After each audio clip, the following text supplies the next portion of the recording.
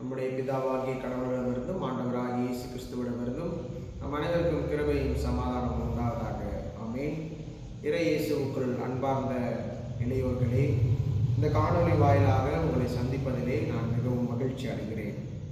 இறை வாக்கு என்கின்ற அந்த ஒரு தலைப்பின் கீழாக இந்த கிறிஸ்துவ வருகை காலங்களிலே நாம் சிந்தித்து கொண்டிருக்கிறோம். அந்த வகையிலே இன்றைய நாளிலே நமது திருச்சபைக்கு நாளைய தினத்திலே கொடுக்கப்பட்டிருக்கின்ற அந்த நற்செய்தி பகுதியிலிருந்து ஒரு குறிப்பிட்ட சில காரியங்களை உங்களோடு பகிர்ந்து கொள்ள ஆசிக்கின்றேன்.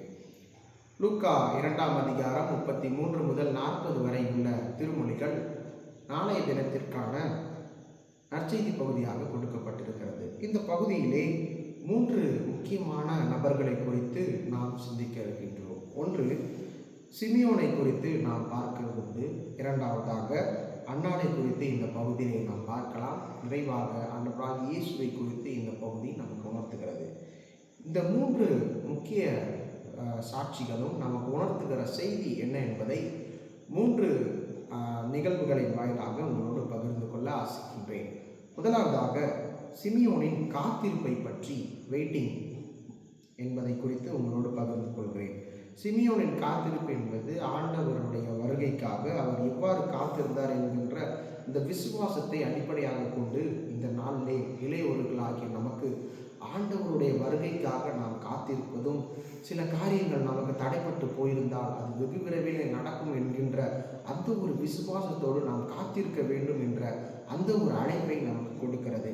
அந்த தளராத நம்பிக்கை இளைஞர்களாகிய நம் ஒவ்வொருவருக்கும் வேண்டும் என்பதை இந்த பகுதி நமக்கு உணர்த்துகிறது.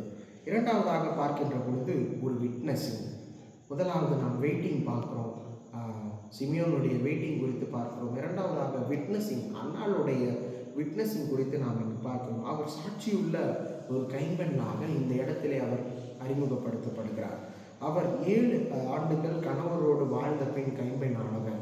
பல ஆண்டுகளாக கோவிலிலே அவர் ஆண்டவருடைய வருகைக்காக அல்லும் பகலும் அவர் திருப்பணி செய்து வருகிறதை நாம் பார்க்கிறோம். இவ்வாறு அவர் கடவுளை போற்றி புகழ்ந்து கொண்டு எருசலேமுடைய மீட்புக்காக அவர் காத்து கொண்டிருந்தார். எல்லாரிடமும் இயேசுவை குறித்த அந்த குழந்தை குறித்து பேசுகிறதை நாம் பார்க்கிறோம். இவ்வாறு ஆலயத்திலே இளையவர்களாகிய நாம் எல்லா நேரங்களிலும் நம்முடைய வாழ்க்கையில் நடந்த நிகழ்வுகளை குறித்தோ அல்லது நாம் எதிர்பார்த்திருக்கின்ற காரியங்கள் நடக்கின்ற பொழுது அதை குறித்து சாட்சி பகிர்வதற்கு நாம் அழைக்கப்பட்டிருக்கிறோம். நாம் ஒரு சாட்சி உள்ள விட்னஸிங்காக இருப்பதற்கு இளையவர்களாக நாம் ஒவ்வொருவரும் கடமைப்பட்டிருக்கின்றோம். நிறைவாக ஆண்டவராகிய இயேசுவை குறித்து நாம் பார்க்கின்ற பொழுது அவர் கடவுளோடு இணைந்திருக்கிறார்,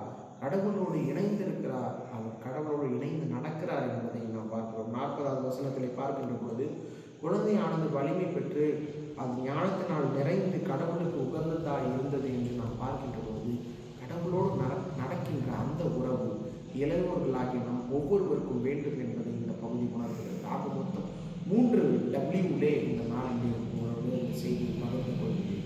ஒன்று, நான் பார்த்து சிமியோனுடைய வெயிட்டிங். இரண்டாவது, நான் பார்த்தது அண்ணானுடைய விட்னஸிங். மூன்றாவது, இயேசு எவ்வாறு கடவுளோடு இணைந்து நடந்தார், வாக்கிங் என்று சொல்லி இந்த 3 காரியங்களை உங்களோடு நான் பகிர்ந்து கொள்ள ஆசிக்கின்றேன்.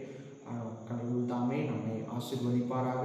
இந்த வருகையின் காலங்களிலே நாம் எவ்வாறு கடவுளோடு இணைந்திருந்து காத்திருந்து சாட்சியுள்ளவர்களாக இருக்கின்ற பொழுது வரக்கூடிய புதிய ஆண்டு நம் அனைவருக்கும் ஒரு உற்சாகமான ஒரு ஒளிமயமான ஆண்டாக இருக்கும் என்று சொல்லி அன்புடன் வாழ்த்தி நாம் ஜெபம் செய்வோம். எல்லா நன்மைகளுக்கும் ஆசீர்வாதங்களுக்கும் ஊற்றும் உறைவிடமாக இருக்கிற இந்த பரிசுத்தமுள்ள நல்ல ஆண்டவரே, இந்த காணொலி வாயிலாக இந்த தியானத்திலே பங்கு பெற்ற ஒவ்வொருவரையும் உடைய கரத்திலே ஒப்பு கொடுக்கிறோம். ஆண்டவரே, எங்களுடைய வாழ்க்கையிலே எல்லாவற்றிற்காகவும் எங்களுடைய எண்ணங்கள் எதிர்பார்ப்புகள் எல்லாவற்றுக்காகவும் நாங்கள் காத்திருக்கிறோம். ஆண்டவர் எல்லாவற்றையும் நிறைவேற்றி தருகிறேன். அதிலே நாங்கள் சாட்சி உள்ளவர்களாக எல்லோருக்கும் அதை பகிர்ந்து கொள்ளவும், ஆண்டவரே உம்மோடு இருக்கின்ற உறவிலே என்னாலும் நாங்கள் நடக்கவும் ஆண்டவர் நீ இந்த நாளிலே கற்றுக் கொடுத்தீர். அதற்காக நன்றி செலுத்துகின்றோம். ஒவ்வொருவரையும் ஆசீர்வதியும் நலப்படுத்திக் கொள்ளும். இயேசுவின் வழியாக வேண்டிக் கொள்கிறோம் நல்ல பிதாவே, ஆமென். நம்முடைய ஆண்டவராகிய இயேசு கிறிஸ்துவின் கிருபையும் தாயும் தந்தையுமா இருக்கிற கடவுளுடைய அன்பும் பரிசுத்த ஆவியின் ஐக்கியமும் பாதுகாப்பும் அரவணைப்பும் நம் அனைவரோடு கூட நிறைவாய் ஆசீர்வதித்து காப்பதாக. ஆமென். பராபக்தோதர்.